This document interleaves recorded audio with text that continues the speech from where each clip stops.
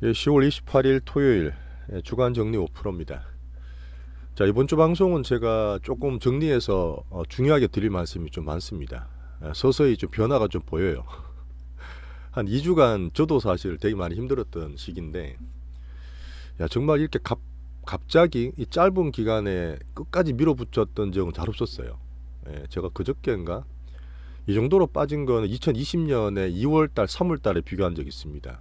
정말 그 정도로 급하게 왔어요. 급하게 왔는데 그때는 오히려 그냥 3월 말부터 22일부터인가 그 미국과 한국의 그 달러 수합 이후에 급격하게 올랐어요. 급격하게 올라서 한 두석 달 만에 다 회복해 버렸다고.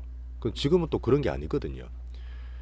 어떻게 보면 기간이나 그 무게 누르는 거는 그때보다 더 힘들 수도 있는데, 자, 그래도 지금 변화가 좀 보입니다. 터널의 저 밑에 끝에 빛이 보여요.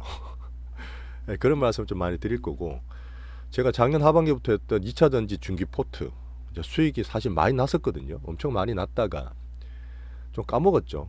그런 부분을 또 같이 들어왔던 또 지인분들하고 한 2주간 고민을 되게 많이 한 중기 포트에 대한 고민도 말씀 좀 드릴 거고 결론을 좀 내드리겠습니다. 자, 그리고 미국 중국 정상회담이 결정이 됐어요. 아주 큰 호재입니다. 제가 봤을 때는 국제적으로 가장 큰 호재고, 저희가 계속 또 짧게 뭐 금리 얘기 드리고 있는 것도 나름의 결론을 좀 내드리겠습니다. 사실 결론을 딱딱 낼 수 있는 건 없어요. 워낙 국제 정세나 이쪽이 많이 변하고 있어서. 하지만 충분히 그 뉘앙스나 과정을 봤을 때 어느 정도의 이제 방향이 보인다. 그런 말씀 드리고, 자, 그런 것 같습니다. 제가 사실 뭐 신용까지 이렇게까지 이상하게 틀릴 거를 처음 말씀드렸는데, 정시 항상 빅딥 있어요. 아주 큰 하락이 분명히 있습니다. 그 정도와 속도, 기간이 문제긴 한데 2008년에 이렇게 엄청 떨어졌을 때 있었잖아요. 그때는 정말 제가 생생히 기억하는데, 왜냐하면 지방에 있다가 서울에 제가 발령을 2008년에 받았거든. 장이 좋다고 봐서 정말 큰 시장에 나가서 강남에 진출을 했는데, 그때가 사실 정말 안 좋았던 글로벌 위기를 맞았던 거죠. 자, 그 이후에 금융 시스템이나 투자자들이 정말 많이 공부를 했습니다. 정말 스마트해진 거죠. 그리고 2015년에 뭐 그리스 위기도 있었고, 2018년에 트럼프가 중국 때리면서 뭐 관세 패권 때문에 딱 지금 같은 때이거든요. 2018년 10월부터 12월까지 3개월간 정말 힘들었었어요. 그때는 금리를 계속 올리다가 파월이 결국 마지막에 시장에 또 손을 들어준 거죠. 사탕을 또 물려주면서 피벗 때문에 주가는 또 급반등을 또 합니다.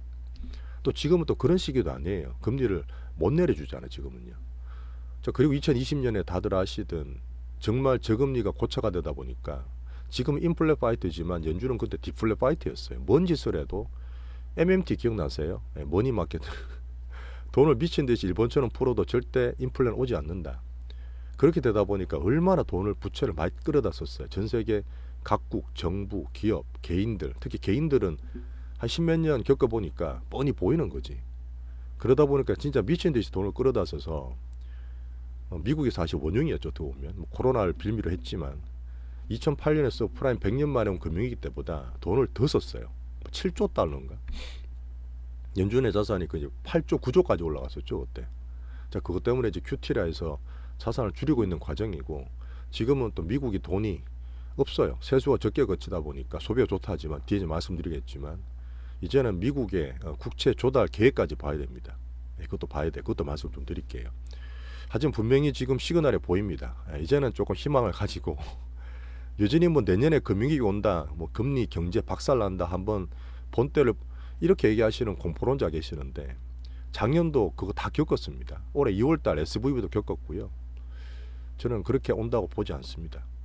금융이 또 그만큼 튼튼해지고 더 스마트해졌어요. 지금은 미스터 마켓, 이 IQ가 많이 상한 날 미스터 마켓을 연준이 컨트롤하고 있는 과정이에요. 자, 어떤 그런 흐름이 좀 보이고, 이제는 우리가 이 금리 때문에 고생 많았던, 예상보다 더 많이 빠졌던 9월, 10월의 어떤 딥을, 다른 빅딥입니다. 정말 빅딥이에요. 우리나라는 정말 더 터졌고, 신용에서 미수까지 더 터졌고, 그런 가운데 고생하셨던 부분이 조금은 이제는 희망이 보이고 길이 보이는 것 같습니다. 자, 이제 한번 해볼게요. 자, 주간 정리는 제가 애널리스트다, 이코노미스트도 아닙니다. 그냥 주식을 좀 오래 보고 전 정권사 직원으로서 저도 투자하고 주식분들 같이 하는, 저랑 같이 하는 분들을 위해서 한번 정리를 해드리겠습니다. 자, 어제 미국 보시면 그저께가 또 다르죠. 그저께는 또 나스닥에 빅딥이 많이 빠졌는데, 참 빅테크가 많이 빠졌는데, 어제는 S&P가 더 떨어졌어요. S&P가 빠졌고 오히려 나스닥 빅테크가 올랐습니다. 많이 오르진 않았지만 어제도 플러스 났어요. 어제도 아마존이 상당히 좋은 실적 나왔죠. 9% 10%까지 올랐고, 자, 빅테크 내에서도 또 매그니피센트라 그러잖아. 7개 종목. 걔들 내에서도 차별화가 또 보이는 그런 상황입니다. 자, 그리고 금리가 어차피 이제 하이어는 아니지만 롱거 또 오래 간다고 다 보고 계시지 않습니까? 연준이 바라는 시장의 기대인데, 지금 이거 띄워드린 게 뭐냐면 이게 러셀 2000입니다. 러셀 2000은 중소형주예요. 중소형주 2000개를 모아놓은 겁니다. 러셀 5000도 있는데 그건 너무 많고, 2000이 보시면 이게 올해거든요. 2000 이게 올해거든요. 올해 같이 올라가다가 빠지죠. 이때 SVB 사태, 지방의 스몰뱅크 파산되고 하다 보니까 그때 안 좋았을 때 올라가 더 빠졌죠. 지금 빠진 폭 보시면 우리나라랑 비슷하죠. 이미 작년이랑 저점이랑 정말 작년에 정말 힘들었을 때만큼 떨어졌습니다. 이게 왜 그러냐면 이 고금리에는 중소형주, 개인도 마찬가지지만 이 작은 규모에 있는 기업들이 더 힘든 거예요. 여기서 문제가 또 생길 수 있겠죠. 지금 미국 고금리 때문에 이머징 국가 몇 개 파산 나고 뭐 여러 가지 일이 나지 않습니까? 하지만 금융 시스템이 더 안전하다 보니까 그걸 또 뭐 크게 확대하지 마세요. 여전히 고금리 하에서는 또 차별화되고 우리가 프리미엄급 주식을 찾아야 되는 이유입니다. 자, 금주가 중요하다 말씀드렸는데 좀 장하지만 정리를 조금씩 하면서 말씀을 드리겠습니다. 저도 정리를 하는 과정이고요. 자, 결론은 뭐다? 지금 우리가 금리를 정말 보고 있습니다. 지금 또 띄워놓은 이게 미국 10년물 금리예요. 미국은 이제 장기금리라 해서 10년물, 30년물, 많이 50년도 보는데 10년물이 장기물 금리 대표죠. 애들이 이제 미국의 모기지 금리 같이 부동산 같은 때도 큰 흐름에 가장 큰 영향을 미치는 금리입니다. 근데 미국이 지금 금리 채권 시장이 3년 만에 패닉이에요. 패닉. 정말 패닉입니다. 작년 11월이었어요. 작년 11월 달에 제가 야, 채권 금리 하실 분들 정말 간만에 기회다. 그 했을 때가 금리가 얼마였냐면 요때거든요. 요때도 4% 초반이었어요. 이게 사실 고점이 됐어야 돼. 근데 이게 8월 달에 4% 돌파가 되면서 지금 10월 달 말까지 와서 5%까지 보고 있죠. 이 사단이 난 거예요. 그것도 뒤에 제가 정치적인 문제 결부해서 말씀드리겠습니다. 원인이 다 있습니다. 이게. 이때 사실은 이 채권들 돈 많은 분들은 그렇죠. 야, 지금 채권 들어도 돼? 우리나라 그때 국공채 뭐 6% 7% 주고 회사채나 은행 어디 좋은 데 들어가면 10%까지 주던 때입니다. 지금은 그때보다 아닐 거예요. 미국은 더 올랐지만 우리나라는 그렇지는 않습니다. 같이 금리 동결을 해도 시장 금리가 우리나라가 미국처럼 따라가진 않아요. 이런 흐름을 또 봐서 또 내년에 미국이 고금리 유지된다 하더라도 우리나라 금리 인하 시기가 좀 늦어지긴 했지만 금리 인하도 살짝 기대할 수 있습니다. 그럴 때 주식을 하는 거지 큰 흐름상 부동산 말씀드리는 건 아니죠. 근데 지금도 돈 있는 사람들은 야, 지금 채권 들어야 되는 거 아니야? 그건 맞습니다. 그래서 이거는 뭐냐면, 자, 미국이 금리를 올리는 이유는 물가죠. 물가를 잡기 위해서입니다. 물가가 왜 올랐죠? 미국의 경기가 좋고, 미국의 경기는 70% GDP를 가지고 있는 소비죠. 미국의 소비가 안 죽기 때문에 물가를 계속 올라갔던 부분이고, 미국의 소비가 죽고 연착륙되면 고금리 유지 못하겠네요. 당연합니다. 자, 그거를 말씀드릴 텐데, 이 금리는 오래 못 가요. 우리가 계속 봤던 이유가 시장금리 올라갔지만 미국의 경기나 미국의 소비가 연착륙된다. 공포론자나 비관론자처럼 팍 꺾여서 경기가 박살난다는 게 아니라 미국의 소비와 고용이 꺾이고 있잖아. 이미 파월도 연준도 말하고 있습니다. 숫자에서도 나오고 있어요. 그래서 고금리는 오래 못 가요. 오래 못 가고 어차피 내년에 비관론자처럼 완전히 금리 때문에 소비나 그게 박살이 난다는 건 아니지만 미국의 고용과 소비는 서서히 꺾인다. 저축을 많이 쓰고 어제 나왔던 그 PC 지수도 그렇습니다. 개인들이 돈을 써요. 소비는 쓰게 되면 잘 못 줄이잖아요. 하지만 버는 건 줄고 있습니다. 고용도 연착륙되는 거죠. 그런 흐름이 연착륙을 다 뒷받침하고 있는 것 같습니다. 자, 고금리 못 간다. 그러면 더 못 올라가고 11월 1월 달에 금리 동결 확률이 99%잖아요. 그러면 자, 미중도 지금 정상회담 확정이 됐습니다. 자, 미국의 기준되는 금리가 고점에서 더 못 올라간다 그러면 나머지 국가도 서서히 좀 풀려요. 이 통화정책을 이미 몇 군데는 도저히 안 돼서 금리 인하를 시작했습니다. 우리나라도 마찬가지죠. 금리가 더 이상 못 올린다 그림이 나오고 이제 QT까지 얘기 나오면 그 다음부터는 조금씩 숨통이 트여요. 그 고금리에서 살아남는 기업들이 주가가 움직일 수 있다는 얘기입니다. 어제 사실 제가 봤을 때는 또 나스닥 빅테크가 그래도 나왔던 그런 흐름이라 저는 봅니다.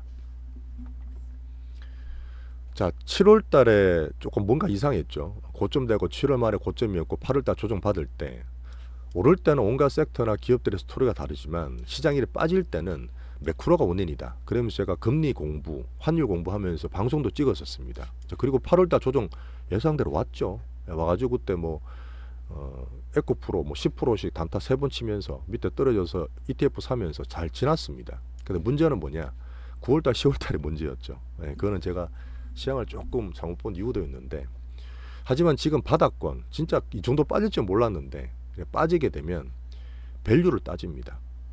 모두에 말씀드렸던 정말 안 좋았고 개인들이 빠질 때마다 빅딥일 때 케이스를 말씀드렸는데, 그때 우리나라 그래도 변동성이 심하지만 이 PER 기준, 그 다음에 PBR 기준으로 바닥을 따져요.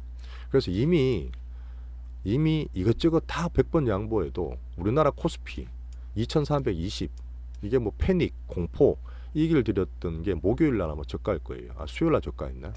어제도 뭐 그 갔다가 비슷하게 왔죠. 코스닥도 750 정도. 이것도 사실 제가 9월달, 10월달에 뭐 많이 빠졌다 한 2번, 3번 번복이 됐을 겁니다. 제 예상보다 더 많이 빠진 것들은 제가 좀 잘못 부분이 맞지만 정말 여기서는 더 물러날 데가 없다. 개인들 공포도 심리도 매크로도 지금 말씀드리겠지만 변화가 보이기 때문에 여기서는 이제는 희망을 좀 가지자 이렇게 말씀드리겠습니다. 자, 결론은 PBR 0.82배예요. 0.82배가 2008년도 리만 터졌을 때가 2008년 8월인가 10월인가 그랬었고 2020년 때 정말 급락했고 우리나라가 다 던졌을 때 그때 0.7배인가 그랬어요. 그 보통 이렇게 중간에 빠지면 0.9배 정도인데 이미 지금 지난주 금요일도 기준 수요일 기준으로도 0.82배입니다. 그냥 역사적인 공포 바닥이에요. 여기서 얼마나 더 떨어지고 충격이 온다 하더라도 다시 회복될 수 있는 그런 구간이라 보시면 됩니다. 이제부터는 겁을 좀 내지 말자는 얘기죠. 딴 사람들은 급에 걸쳐 있겠지만 우리 보는 사람들을 우리끼리만이라도 힘을 좀 내자는 그런 얘기입니다. 자, 그리고 레버리지는 안 쓰셨을 거라 봐요. 작년에 제가 10월달에 2차전 사면서 남들 다 털리고 뭐 9월달, 10월달, 6월달 털릴 때 똑같습니다. 안 털리면 또 기회가 와요. 진짜 또 오면 남들 이 개미들이 어떤 무덤 이 정도까지 제가 진짜 뭐 털릴 줄은 몰랐는데 지금 신용이 22조에서 17조까지 떨어졌어요. 5조가 빠졌습니다. 5조. 아니죠. 20조 2천억이죠. 한 3조가 떨어졌네요.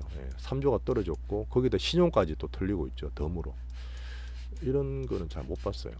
하여튼 안 털리면 충분히 기회가 또 오기 때문에 큰 흐름이 안 나오면 시장이 진짜 빅딥이나 여기서 큰 블랙스완 2020년 같은 그런 코로나 같은 블랙스완 안 나오면 이 사이클에서 한 돌릴 때가 왔다고 저는 봅니다. 우리가 9월 10월 달에 제가 좀 못 봤던 생각보다 더 많이 빠졌던 원인은 그거죠. 미국 금리가 5%까지 갈지 몰랐다. 여기에 이제 미국 채권 발행하는 수급도 있는데 뭐 그런 원인이 좀 있었고 키움 정권이 어쨌든 다른 것들 신용을 줄였을 때 혼자 어쨌든 자기들의 수익 모델이다 보니까 버티다가 결국은 영풍재지 사단이 나고 결국은 얘들이 담보 비중을 줄이면서 추가적으로 시장에 충격을 더 줬던 게 지난주였습니다. 그다음 중동 이슈, 뭐 이스라엘 하마스 이런 거 사실 예상을 못했죠. 이런 부분 때문에 10월달에 한 번 더 텐트리 맞던 그런 흐름이었고, 자, 중기 비중이나 이쪽을 포트를 단기도 마찬가지겠지만 좀 물려 있잖아요. 단기 포트들은요. 이걸 한번 리스타트를 하는 차원에서 점검을 새로 하고 있습니다. 중기 포트는 수익이 났던 게 좀 까먹고 있어요. 2차 전지는요. 그것도 좀 말씀드릴게요. 포트 재점검 분명히 지금 제가 성장, 어닝, 정책 기준으로 봤던 2차 전지의 성장이 살짝 꺾이긴 했습니다. 물론 미리 많이 빠졌기 때문에 정말 싼 가격은 좋고 밸류도 오히려 좀 싸다고 말씀드렸잖아요. 참 비싸진 않죠. 에코프로 기준 PR이 이제 39배까지 떨어졌더라고요. 정말 이제 비싸질 않습니다. 뭐 100배까지 갔던 게 아니기 때문에. 하지만 꺾인 수급들, 개인 수급이 워낙 많이 몰려있고 물린 게 많다 보니까 이런 점도 감안해서 말씀드릴 거고요. 여전히 고금리는 아주 그냥 적응기가 아니라 터프한 적응기입니다. 힘들어요. 아까 이제 러셀 2000도 보여드렸겠지만 여기서 좀 금융적으로 취약한 이런 쪽은 정말 힘듭니다. 뭐 자영업 얘기도 드렸고 뭐 부동산 물린 분도 얘기 별의별 사연들이 있겠지만 어쨌든 주식하는 차원에서는 레버리지 정말 조심하시고 이게 팍 V자 반등이 아닐 수 있어요. 그러다 보니까 이 터프한 적응기에 그래도 포트를 선별할 테니까 잘 같이 한번 가보시죠. 뭐 나스닥 문제, 뭐 빅테크 문제, 반대면 특히 문제가 진짜 많았죠. 자, 무거워진 2차전지, 반도체는 중장기 성장을 계속 보고 있고, 그 다음에 테마나 조금 작은 데서 우리가 로봇도 좀 들고 있습니다. 엔터, 바이오 계속 말씀드린 것들. 근데 새롭게 뭐 올라올 수 있을까? 뭔가 지금 새롭게 올라오는 거 있을까? 어제 제가 AI 바이오 말씀드렸는데 뭐 그런 것도 발굴을 계속 하겠습니다. 자, 중기 비중 전략도 말씀드릴 거예요. 제가 그래도 9월 10월 달 급락하고 할 때 가장 대전제는 뭐였냐? 여전히 미국 경기는 괜찮아요. 뭐 지금 저축률 줄어들고 카드 연체율 올라가고 그렇다지만 어제 나왔던 PC도 그렇지만 이 소비감 올라가면 끊기 힘들죠. 고기 사 먹다가 채소로 못 가잖아요. 그러다 보니까 소비를 못 줄이는 가운데 이제 서서히 어떻게든 줄어간다. 연착륙되는 모습 보일 거고 여전히 대세 하락은 아니다. 2020년, 2000년도부터 뭐 안 좋았던 붐이 꺼질 때 정말 PR 높았어요. 생각보다 돈을 버는 매출보다 시장이 더 올랐었던 거거든요. 근데 지금 버블을 얘기할 수 없는 부분이 어쨌든 S&P 500 중에서 이 빅테크가 차지하는 비중이 한 28% 정도까지 올라 있습니다. 올라가 있더라도 걔들의 매출이나 어닝이 나쁜 게 별로 아니에요. 제일 비싼 게 지금 테슬라가 PER 한 60배 정도 되거든요. 그 나머지 애플이든 아마존이든 그다음에 엔비디아든 엔비디아가 40배 정도 되잖아요. 그죠? 나머지 20배대 수준이에요. S&P는 지금 뭐 20배 밑으로 떨어진 상태라서 밸류가 비싸지 않습니다. 이미 사실 빠진 폭이 이 주가에 대한 밸류를 정당화하고 있는 수준이에요. 여기서 무슨 분밤을 원합니까? 자, 그리고 미국의 3분기 GDP가 나왔죠. 그저께인가 나왔는데 미국 GDP가 4.9가 나왔어요. 그때 엄청 걱정하신 분도 계시겠지만 제가 그때 좀 공부를 좀 해보고 많이 봤거든요. 이땐가 그랬죠.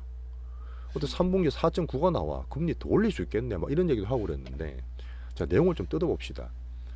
자, 미국 GDP의 가장 큰 영향 주는 게 소비죠.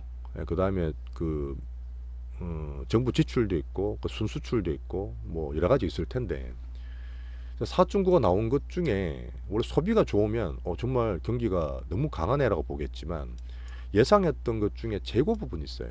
재고는 기업들이 앞으로 어떻게 될지 해서 재고를 쌓아두지 않습니까? 이것도 자산으로 볼 수 있지만 이 사이클에 보여야 되는데 재고 부분에 이 GDP 기여율이 1.7인가 나왔어요. 예상은 0.3%대인가 그랬거든요. 생각보다 재고에서 이 성장률을 많이 올렸던 거예요. 그리고 정부 지출, 돈 계속 찍고 있죠. 계속 찍고 있습니다. 이제 그게 사실은 미국 문제인데 바이든이 돈을 너무 많이 쓰는 거.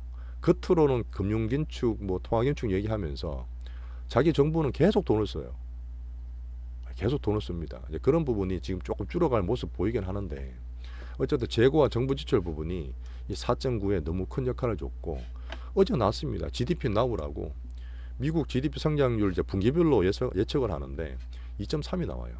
그럼 정상화되는 겁니다. 왜? 3분기, 1분기 때 4분기가 4.9가 나왔지만 미국 GDP가 잠정이지만 1분기, 2분기 때는 2%대 나왔어요. 다시 돌아간다는 거예요. 3분기만 살짝 뛴 거야. 그 내용을 아니까 어제 주가가 빅테크가 나쁘지 않았죠. 소비나 고용은 연착륙되는 게 맞다고 저는 보는 겁니다. 어제 나왔던 이제 PC 물가, 연준이 더 좋아하는 CPI보다 더 좋아하는 PC 물가 지수인데 컨센 부합했습니다. 특이한 건 뭐냐? 개인 지출과 개인 소비인데, 개인 소득인데 개인 소득이 조금씩 줄고 있어요. 고용이 연착륙 된다는 얘기죠.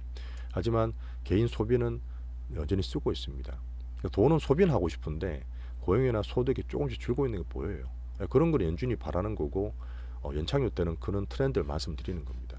미국은 경기는 연착륙되는 게 맞아요. 여기서 뭔가 부러진다고 보는 것도 심하고 그 컨트롤을 어쨌든 데이터 디펜던스한 연준이 하고 있는 겁니다. 거기에 대해서 믿어야 돼요. 왜? 시장도 컨트롤 하니까. 시장도 얘들이 미리 컨트롤 하고 있는 거야. 두세 수 앞을 보고 있는 거예요. 예전처럼 포워드 가이던스 안 줘요. 연준에서. 왜? 그 주면 온갖 그 경기나 위기를 겪었던 시장에 우리 투자자, 우리 같은 사람들이 예측해서 움직인다고. 지금 금방 계속 주고 있지. 주가 그래서 빠지는 거 아니에요. 여기서 뭐 희망을 줘버리면 또 올라갈 주가가. 그런 흐름을 보면서 연준이 컨트롤 잘하고 있다. 저는 그렇게 봅니다. 자, 그다음 금리의 조달 계획을 좀 봐야 돼요. 어차피 지금 아까 말씀드렸던 국채를 다시 한번 보여드리면 지금 생각보다 더 올라갔잖아요. 10년물 금리가 원래 한 여기서 거쳐야 돼요. 한 4%또 초반에서도 빠졌어야 되는데 이 8월 달부터입니다. 이 8월 달에 무슨 일이 있었냐면 자, 미국이 지금 돈이 쓸 때가 많잖아요. 미국 경찰 역할은 줄어들었지만 어쨌든 온갖 일이 다 터지고 하다 보니까 다국화되다 보니까 돈 쓸 일이 많은데 겉으로 이제 금리를 눌러놨지만 재정부는 계속 돈을 필요로 합니다. 근데 세수는 생각보다 좀 줄어들고 있어요. 소비가 연착륙되는 과정이니까. 자, 그러다 보니까 7월 말에 그때 미국 신용등 강등됐었죠. 강등됐습니다. 그리고 이제 여야 합의돼서 부채 한도 협상도 된다 안 된다 말이 또 많았던 데가 고전이었습니다. 자, 그리고 중국에 그때 중국이 기억나시겠지만 미국의 뭐 상무부 장관, 국방부 장관, 옐런 다 갔지 않습니까? 미국이 뭐 급한 일이 있어서 갔는데 중국이 원래 미국 국채를 가장 크게 사주는 수요국이었어요. 그때는 사이 좋았던 때는 잘 했었죠. 근데 지금은 그게 아니지 않습니까? 일본이나 영국 같은 데 그나마 버티고 있는데 중국은 미국 국채를 계속 줄여요. 그래서 얘들이 돈이 필요해서 바이든 행정부가 국채를 찍어서 조달을 해야 되는데 중국이 안 사주면 금리 계속 올라가는 거예요. 국채를 찍을수록 금리는 더 올라가는 현상이 8월 달부터 나왔습니다. 어떻게 보면 미국과 중국에 그때 딜이 잘 안 됐던 거예요. 그리고 더 올라갔죠. 결국 그때부터 9월 달, 10월 달 장이 박살나고 안 좋아졌던 거예요. 이 국채 때문에. 근데 지금 미국 중국 정상회담 결정이 됐습니다. 아침에 나왔어요. 아침에 이제 9시에 발표가 됐고, 자, 국제 조달 계획 보면 분기별로 발표하죠. 8월 달에도 7월 말에 발표합니다. 8월 초에 발표하는데, 하여튼 그때 잘 안 되다 보니까 돈은 찍으면서 딴 데 덜 사주고 다른 나라 덜 사주니까 더 올라갔던 부분이 있죠. 거기에서 이번에 이스라엘까지 나왔습니다. 이스라엘이나 우크라이나에 재정 지원을 하는데 1,000억 달러? 우리나라 돈으로 130조죠. 1,000억 달러 지금 또 얘기하면서 더 찍고 더 올라갔던 거죠. 근데 그게 10월 말에 이 분기별로 조달 계획을 발표를 하는데 지금 11월 1일 10월 말에 발표가 나와요. 그럼 좀 봐야 되는 부분인데 지금 방금 말씀드렸던 이제 소비가 연착륙되면서 세수가 적었다, 돈 쓸 데가 많다, 요번에 이스라엘 문제가 생겼다 보니까 더 찍었다, 이런 문제인데 이스라엘도 사실 조금 장기화되는 부분이죠. 그리고 제가 유가도 보고 있지만 그게 나쁘지 않습니다.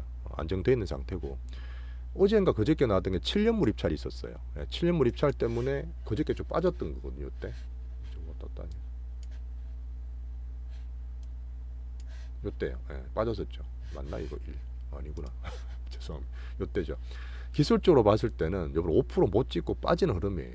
그때 이제 그때 누구였죠? 그 베이비 오렌 버핏 그분도 얘기를 했지만 5%대는 분명히 기술적으로도 심리적으로 부담이 됩니다.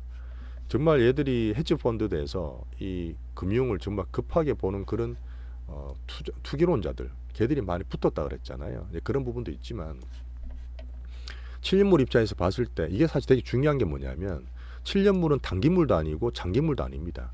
그 단기물 3년물, 2년물짜리는 그 다음에 장기물 10년물 이상짜리는 원래 하는 패시브 수급들이 많아요. 그 7년물은 좀 애매해서 어떻게 보면 시장을 보기에 더 편하다는 거죠. 그 7년물 입찰이 정말 그 금리 못 올라간다, 제로금리 계속 간다 했던 2020년, 2021년에 이때 금리를 입찰을 보고 예측에 대해서 금리 저점 나온 적이 있어요. 지금도 사실 7년물 입찰 보니까 꽤 괜찮게 들어옵니다. 그 말은 뭐냐면 금리가 꽤 높고 고점대라고 볼 수 있는 시사를 하는 거예요. 그렇게 보는 데가 있습니다. 그러다 보니까 지금 방금 말씀드렸던 10월 말에 3개월 국채 조달 계획이 나오고 지금 이스라엘에 대한 부분이 좀 문제가 있는데 연결이 되면 어쨌든 지금 하원 의장이 새로 뽑혔습니다. 친트럼프고 상대 공화당인의 입장인데 상원과 하원의 사원 일이 다르죠. 상원의 정책을 결정하면 하원에서는 돈을 재정을 결정합니다. 돈을 풀어주고 결정을 해주는 거예요. 돈을 쓰라 마라 말을 해주는 건데 공화당 쪽이고 친트럼프파가 되다 보니까 이 돈을 생각보다 많이 찍었잖아요. 어떻게 보면 2008년에 원흉이 미국이었지 않습니까? 서프라임 때. 근데 그 뒤에 또 미국이 또 올라갔어요. 이번 같은 케이스는 2020년에 바이든이 돈을 진짜 그렇게 많이 풀면서 어떻게 보면 금리적으로 금융적으로 인플레를 야기한 쪽이 미국이었단 말이에요.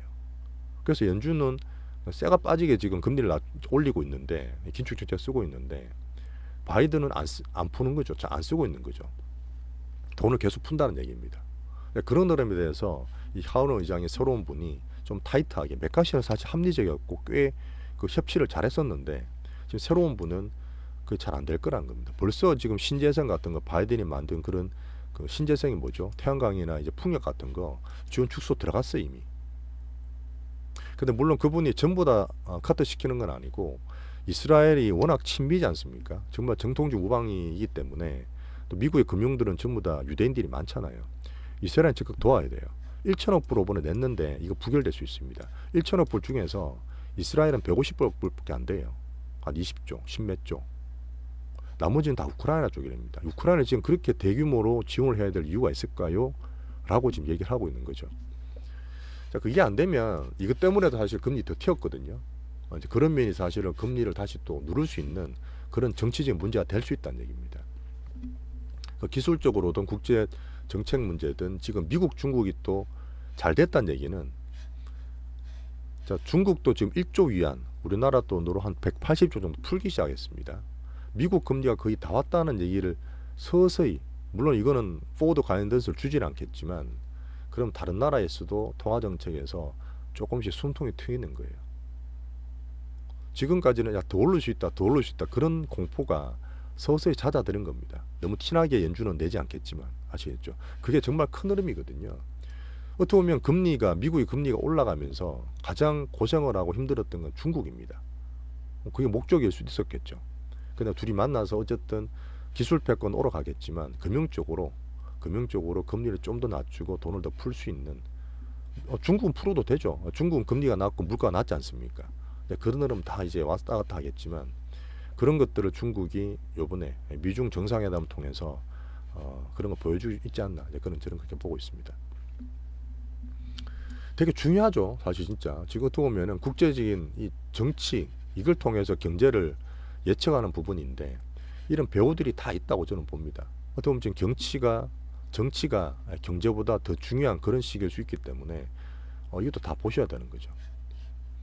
뭐 이코노미스트, 애널리스트, 차티스트, 투자자는 그건 보면 되는데 이제는 정치, 경제도 좀 보셔야 되는, 뭐 세계의 어떤 스토리를 좀 같이 보셔야 되는 그런 상황이긴 합니다.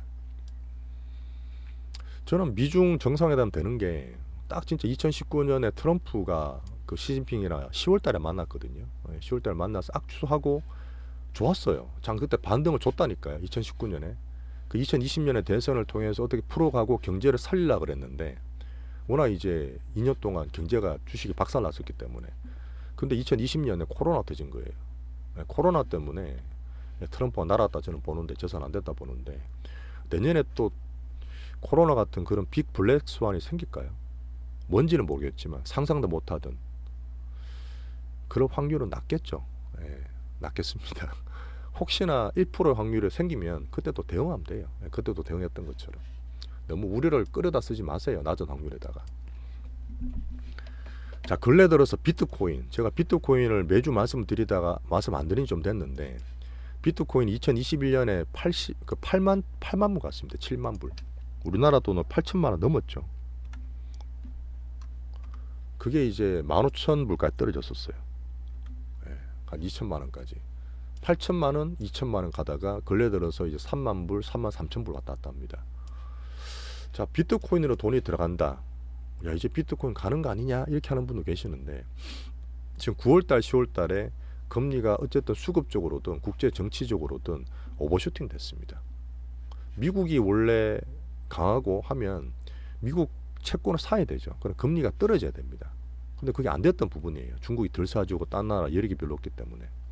그 돈이 불안하다 하니까 어디도 안전자산 없냐 하니까 금이 사실은 그동안 별로 못 올랐었거든요. 3년간 횡보했습니다. 그 전통적인 안전자산 금, 디지털 골드라 불렀던 비트코인, 이쪽으로 지금 9월, 10월에 워낙 전반적으로 불안해서 돈이 살짝 간 거예요. 근데 제가 금을 말씀드릴 때 3년간의 고점이었던 2,000불 돌파됐습니까? 아직도 안 됐어요. 1,900불이에요. 자, 그 말은 지금 국제 정치적으로 봤을 때 어쨌든 장기적으로 동맹이 필요한 미국이 분명히 거버넌스 약화됐습니다. 내부적도 그렇고 대외적도 마찬가지입니다. 물론 국방력이나 이런 쪽은 아직도 뭐 말도 안 되게 강하지만, 자, 미국의 거버넌스 약화되면서 이런 9월 10월에 금융이든 뭐든 약간의 나는 피날레 단기적으로 이제 거의 고점이라 보는데 그런 흐름 때문에 돈이 가지 않았냐 이렇게 봅니다. 물론 이게 아주 젊은 자산이고 전체 봤을 때는 규모가 적은 자산입니다. 뭐 젊은 분들도 많이 하시지만 이쪽으로 계속 간다. 만약 금리가 떨어지면 어떻게 될까요? 고점대 시장금리 떨어지게 되면 또 살짝 멈칫하겠죠. 예. 뭐 내년에 반감기를 저는 좀 좋게 보고 있긴 한데 지금 당장 그렇게 보고 있지는 않습니다. 여전히 주식을 저는 주로 보고 있어요. 자, 그리고 비트코인이 여전히 기준이지만 2021년 상반기까지 알트코인장 오고 지금 보면 온갖 얘기 다 나오죠. 솔직히 제가 말씀을 드리면 저도 코인 쪽 관련 좀 보고 그랬지만 이 알트코인이나 비트코인도 마찬가지입니다. 이거 전부 다 수급적으로 나쁘게 말하면 작전 같은 게 진짜 많았어요. 저것들이 다 올린 거 아닙니까? 사람들한테 워낙 그때 저금리에 빨리 쉽게 돈 벌 수 있다. 새롭게 나오는 신세상이다 그러면서 그때는 우리가 다 미쳐 있었잖아요. 누굴 뭘 할 것도 없어요. 근데 지금 그 알트코인이다. 뭐 원숭이 그림 한 개 내고 수억씩 수십억 받았던 NFT, non-fungible 토큰 99% 떨어졌어요. 90% 이상씩 다 없어졌습니다. 파산다가 없어졌어요. 조사받고 있거나. 그리고 주가나 이 가격들은 100분의 1 토막 났어요. 비트코인은 그나마 뭐 한 7분의 1 토막, 8분의 1 토막 났지만 이 나머지들은 이렇게까지 급락을 하고 정말 그 들어갔던 급등이 완전히 초급락을 하고 바닥을 2, 3년간 하면서 이제 비트코인이 바닥에서 올라오고 있는 겁니다. 하지만 또 살아남는 거는 나머지를 또 전체를 다 가져가겠죠. 자산 시장이 아주 그냥 냉정한 현실입니다. 냉정한 현실. 내년도 마찬가지일 거예요. 고금 유지되면 결국 또 살아남는 죽은 사람들의 그런 매출을 빨아갈 수 있는 또 그런 기업들 선택 집중해서 봐야 된다 저는 봅니다. 자, 국제적 리스크 이스라엘 하마스 지상군은 이미 투입됐죠. 넣다 뺐다 하고 있는 부분이지만 워낙 지금 많이 죽었잖아요 이스라엘이. 그러다 보니 이스라엘이 워낙 극우고 네타냐후 자체도 정치적 입지가 지금 네타냐후 지지율 20%밖에 안 될걸요. 28% 있다가 이제 20% 더 떨어졌습니다. 더 떨어졌어요. 정치 입지도 약하기 때문에 뭔가 만들려는 사람이고 바이든이 암만 달래고 하더라도 하마스를 어쨌든 인도주의로 민간을 빼든 말든 이 척결을 하고 아마 끝이 날 것 같아요. 어쨌든 지금 들어왔기 때문에 오히려 그건 낫다 보는 거고 기준적으로 봤던 WTI는 83불대입니다. 크게 변동이 없어요. 저는 괜찮게 보는 거죠. 85불이네요. 좀 더 올랐는데. 자, 이런 부분이 어제 또 미국에 그 워렌 버핏이 투자했던 옥시덴탈도 나왔고 그다음 쉐보론 오래된 엑스모빌 실적이 다 나왔는데 떨어졌어요. 떨어졌습니다. 왜냐하면 작년 대비해서 많이 떨어진 거죠. 작년에 유가 WTI가 120불, 130불 갔지 않습니까? 전쟁 때문에, 우크라이나 전쟁 때문에. 자, 근데 지금은 뭐 이스라엘이 그 정도까지는 아니라 저는 보는 겁니다. 어쨌든 간에. 자, 그러다 보니까 유가 기준으로 보고 그때 말씀드렸던 유가가 95불, 96불 갔을 때 100불 안 받던 이유는 그때 너무 옵션이나 레버리 쪽으로 극단화됐다 그랬잖아요. 항상 그렇게 많이 되면 꼭지치고 떨어진다 말씀드렸는데 96불 찍고 떨어졌죠. 80불대에서 유지되고 있는 그런 상황이라 저는 봅니다. 자, 어쨌든 우리나라가 미국이 가장 기준이고 우리나라 정시에 중국도 봐야 되지만 그년에 많이 줄긴 했습니다. 줄긴 했고 중국은 뭐 차트 안 보여드려도 될 정도인데 그냥 바닥이에요. 한 10수년간 바닥입니다. 그래서 지표보다는 위안화, 중국이 계속 시진핑이 바라고 있는 외자 유치, 우리나라 투자 좀 해주세요. 우리나라 안 망합니다. 이런 부양책을 계속 지금 수십 개, 수백 개씩 내고 있는데 기준은 뭐다? 위안화 봅니다. 달러 대비 위안화 봅니다. 하지만 별로 변동이 없어요. 근데 지금 오늘 아침에 나온 것처럼 미국, 중국의 정상회담 결정이 됐습니다. 저는 상당히 좋게 본다 말씀드렸죠. 이게 되면 11월 중순 예상인데 이펙 회담 때문에 중국이 지금 여러 가지 쓰고 있는 부양책 1조 위안 돈도 발행했죠. 이거 나왔을 때 사실 저는 약간은 얘기했어요. 뭔가 잘 될 것 같다. 이게 돈을 찍을 정도로 하면 미국 금리 부담을 늦게 느끼고 미국 금리도 닿고 미중 간에 뭔가 좋은 일 있을 것 같다는 말씀을 좀 드리고 했는데 직접 돈을 찍는 거예요. 그 전까지는 어떻게 부양하겠다 뭐 찔끔찔끔밖에 안 했는데 나는 화끈하게 한 겁니다. 중국은 중장기로 살리려면 어떻게 된다 그랬죠. 이제 부동산 금융에 20년 쉽게 부동산 개발하고 도시화시키면서 GDP를 만들었던 중국의 그 경제 모델이 줄어드는 거예요. 그렇게 부실이 커지기 때문에 안 됩니다. 그죠? 그래서 소비를 키워야 되죠. 내수를 키워야 됩니다. 그러다 보니까 진짜 그동안 부동산 금융한다고 힘들었던 지방정부 부채가 어마어마하거든요. 그 부채를 직접적으로 중앙정부에 있는 공영은행들입니다. 공상은행 이런 민영은행들이 있는데 그쪽에 정부 부채로 넘어가는 과정이에요. 네, 그렇게 하면서 재정 지출을 넘어는 어디로 쓰느냐? 디지털 인프라를 쓸 거예요. 디지털 인프라는 뭐다? 동수소산, 동수소산. 그다음에 AI 만들죠, 애들이. 그다음에 반도체도 필요하죠. 반도체는 또 우리나라 살짝 풀어줬죠. 그런 면 때문에 저는 반도체를 계속 나쁘지 않게 봅니다. 물론 근본적인 아주 고테크한 그런 것들은 계속 규제할 거예요. 그러다 보니까 미국의 마이크론이나 엔비디아도 살짝 영향받을 정도로 미국은 중국을 규제할 텐데 그 사이에 살짝 틈새가 있어요. 틈새가 있는데 한국 반도체가 역할을 할 거라 보고 미국의 성장에 AI를 따라할 거라 저는 봅니다. 이렇게 되면 중국도 바닥에서 살짝 움직일 수 있습니다. 자, 그 기준은 위안화 보면서 말씀드릴 거예요. 다음 주부터 움직이면 이것도 국제금융상 제한테 도움됩니다. 다 맞물리죠. 다 맞물려요 지금요. 하여튼 중국이 저는 죽지 않기를 바랍니다. 중국이 죽지 않으면 유럽도 살짝 또 살 수 있죠. 그렇게 되는 거죠. 자, 중국의 소비를 점검을 해야 됩니다. 저 기대를 또 하고 있던데 11월 11일 우리 빼빼로 데이인데 원래 광고인지는 그때 오픈해야 되는데 이미 지금 미리 뭐 온갖 걸 다 하고 있어 온라인상에서. 그래서 지금 보니까 우리나라 화장품 순위가 떨어진다 없다 이런 얘기 하면서 어제 LG 생활건강 예전에 정말 잘 나갔었죠. 2015년도에 저도 투자 많이 했던 회사고 화장품 정말 관심 많았는데 어제 20% 떨어졌습니다. LG 생활건강이. 중국에는 우리나라 화장품이 이제 그렇게 안 먹히는 것 같아요. 어쨌든 그런 소비가 많이 변하고 중국이 그렇게 키우고 싶어하고 내수를 키우고 싶어하는 소비를 점검할 수 있는 그런 이슈도 있습니다. 그 바닥에서 저는 이제 어느 정도 올릴 수 있을 거라 봐요. 국제적으로라도. 내년에 미국 대선도 있고. 자, 이런 것들이 이제 우리나라, 미국, 중국, 정치, 문화, 경제 뭐 이런 것들에 대한 얘기를 드리고 있는데 나름 다 따로 놀지 않습니다. 전체 같이 보면 어느 정도 제가 빛이 보인다. 이런 스토리를 말씀을 좀 드리고 싶어요. 자, 11월 1일입니다. 이제 다음 주에요. FOMC의 금리 동결 확률이 99%입니다. 제가 말씀드리는 게 아니에요. 그 시스템에 그렇게 나와 있고 제가 봤을 때는 그렇게 QT는 뭐죠? 긴축하는 겁니다. 이게 살짝 언급이 될 거라 봐요. 근데 언급된다 QT가 줄어드는 건 아닙니다. 이건 내년 돼야 될 것 같은데 금리 인하는 내년 하반기 이후 보잖아요. 금리 인하 때 오히려 증시 안 좋다 말씀드렸는데 금리 인하 하기 전에 QT에 대한 변화가 보일 겁니다. 근데 변화를 지금 당장 주는 건 아니지만 QT에 대한 언급도 할 것 같아요. 근데 시장 기대를 일단 줄여야 되기 때문에 어떻게 할지 모르겠지만 어쨌든 동결되고 지금 연착륙 되는 소비나 고용 이런 것들이 보이기 때문에 연준에서는 저는 12월 달도 금리 동결로 갈 거라 봐요. 그 말은 뭐냐? 바로 급반등은 못 하겠지만 금리가 거의 다 왔다.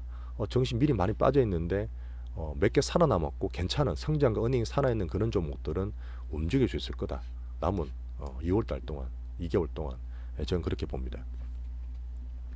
자, 미중 정상회담 많이 기대하고 있고 11월 중순 확정이 됐고요. 글로벌 통화정책, 재정정책 우리 정신을 많이 괴롭혔던 미국 10년물 금리를 같이 보시자고요. 위안화도 같이 보시면서 이런 정책의 변화가 좀 있을 거라 저는 보고 있습니다. 자, 그렇게 되면 어떻다? 지금 우리나라 재정부도 그렇고 행정부도 그렇고 정말 기대를 많이 하고 있죠. 우리나라 수출이 10월달 나왔지 않습니까? 이제 말도 나올 텐데 20일까지 올랐어요. 증가가 됐습니다. 분명히. 어쨌든 수입이도 수출이도 증가가 됐고 반도체 부분도 지금 단기적으로 또 미국이 또 며칠 또 팔고 있지만 시그널을 좀 보여주겠다 보고 워낙 많이 빠져있는 우리나라에서 작년부터 우리나라 빈집털이하는 우리나라 외국인들이 조금씩 변화를 줄 수 있을 거라 저는 보고 있습니다. 회복된 시나리오 보시죠. 이거는 뭐 매일 말씀드렸어요. 진짜 어떻게 보면 예상 못했던 부분이라 조금 그렇긴 한데 키움증권 수급에 패닉 공포가 나왔던 게 목요일이었습니다.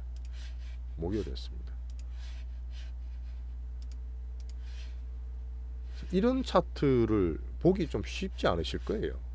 쉽지 않으실 겁니다. 이때 뭐 어쨌든 간에 했는데 반등을 주다가 또 급락했죠. 또 터졌거든요. 사실 이때 저점을 제가 어지간하면 깨지 않는다 했는데 미국이 또 그러고 한번 또 어닝이 기스 나니까 한 번 더 빠졌다가 또 반도체 팔고 하니까 2차 전지 터지고 나는데 반도체까지 터진 거죠. 우리나라 기준인 2차 전지 뭐 키움증권 뭐 반대입 또 나오고 그랬는데 또 떨어지니까 반도체가 터진 거예요.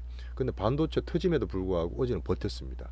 여전히 이때 기준 이때죠. 750. 여기서는 물러나지 말자. 물러나지 말자. 코스피는 요 기준 2320이죠. 반도체도 그랬지만 어쨌든 간에 지금 흐름상 반도체나 우리나라 코스피 수급, 외인 수급이나 변화 좀 보시자고요. 여기 더 물러나지 말자. 그렇게 말씀 좀 드리겠습니다. 개인 수급의 피크를 보이고 있다. 뭐 신용이든 미수든 뭐 PR이든 온갖 걸 다 갖다 대더라도 여기서는 온갖 일이 터져서 살짝 꺼지더라도 올라올 수 있는 그런 구간이다. 그렇게 보고 있습니다. 자, 그리고 우리가 종목을 보는 하락 시에 강한 놈을 골라라. 뭐 9월 10월 따라 다 박살났어요. 그냥 뭐 반시장적으로 올라간 거는 빼고 정상적인 섹터 테마에서 강한 놈이 별로 없었습니다. 20% 30% 그냥 순식간에 떨어졌고 두 달 동안 50% 60% 떨어진 게 거의 대부분이에요. 솔직히 그렇습니다. 우리 포트도 좀 영향을 받았는데 단기적으로도 그렇고. 하지만 여기서 시장이 좀 안정이 되면 분명히 모멘텀 보이고 수급 변화가 보일 거라 봅니다. 거기서 제가 고르면 돼요. 그런 걸 제가 고르겠습니다.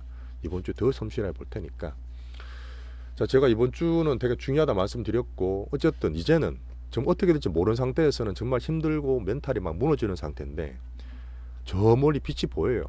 보이기 때문에 굴뚝이 거의 끝나간다. 그러는 말씀을 좀 전체적으로 들었습니다. 뭐 제가 정리하면서 말씀드린 부분인데 좀 와닿으시면 좋겠고 구체적으로 섹터나 종목에 대한 얘기는 두 번째 또 드리겠습니다. 감사합니다.